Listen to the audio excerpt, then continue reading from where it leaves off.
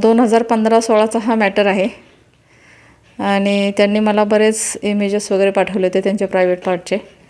अनेक वेळा त्यांना असं करू नका असं सांगू नये तेच पुन्हा पुन्हा करत राहिले ते.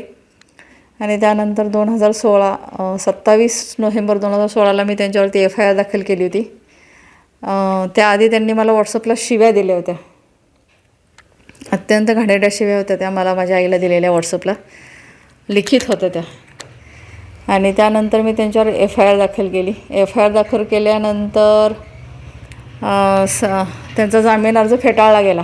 मुंबई उच्च न्यायालय आणि सातारा न्यायालयातून अटकपूर्व जामीन.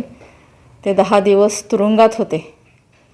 आणि त्यानंतर त्यानं बाहेर आल्यानंतर माझ्यावरती 2 कोटींची खंडणीची खोटी केस केली.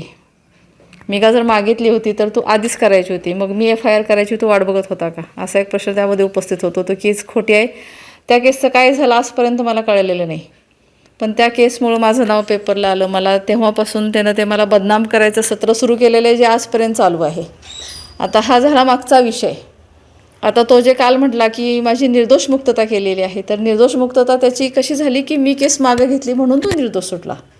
म्हणजे माझ्याकडे त्याचा माफीनामा आहे. त्यानं त्याचे वकील, माझा भाऊ आणि तो स्वतः, असे आम्ही 4 जण त्या कोर्टच्या चेंबरमध्ये होतो. साक्षात दंडवत घालून माझी माफी मागितली होती त्यांनी, हातपाय जोडून, की मला या केसमधून बाहेर काढा, मी तुम्हाला परत कधी त्रास देणार नाही. रिटर्न स्टेटमेंट दिलं त्यांनी त्या केसचा नंबर वगैरे टाकून.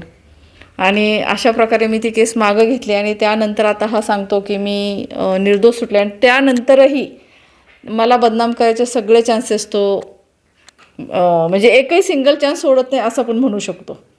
आता हे सगळं पुन्हा प्रकाशात आणण्याचं कारण हेच आहे की मला एक पत्र आलं. 9 जानेवारी 2025चं पत्र आहे.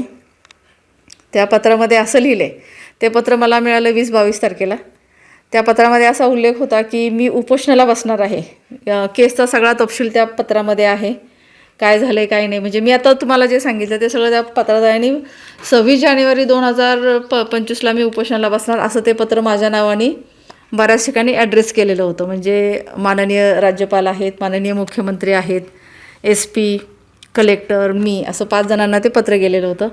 तर मी कलेक्टर ऑफिसला लगेच इन्फॉर्म केलं की हे असं माझ्या नावाचं पत्र फिरतं आहे. तर त्यांनी मला आश्वासन दिलं की SP साहेब तुम्हाला या बाबतीत संपर्क करतील आणि कोणी पत्र पाठवले त्याचा तपास घेतील. पण असं काही झालं नाही. आणि त्यानंतर म्हणजे आत्तापर्यंत अशा बऱ्याच गोष्टी तो माझ्या बाबतीत करत राहिला आहे, सातत्याने करत राहिलेला आहे तो. त्याचे कार्यकर्ते मला बदनाम करण्यासाठी मागच्या 4 महिन्यापूर्वी व्हॉट्सअपला FIR जी मी त्याच्यावर केली होती ती व्हॉट्सअप ग्रुपला दहिवडीमध्ये फिरत होती.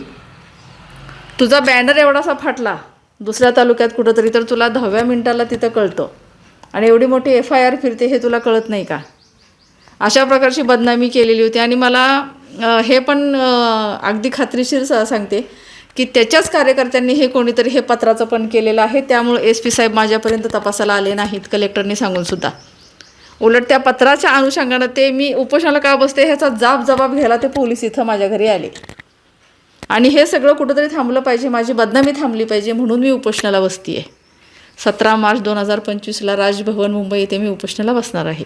म्हणून तर तो एवढा गुडघ्यावर टेकला होता. मग अशा परिस्थितीत तुम्ही बरोबर आहे, बरोबर आहे म्हणणं तुमचं. त्या 3 वर्षात त्यांनी मला भयंकर त्रास दिला. त्या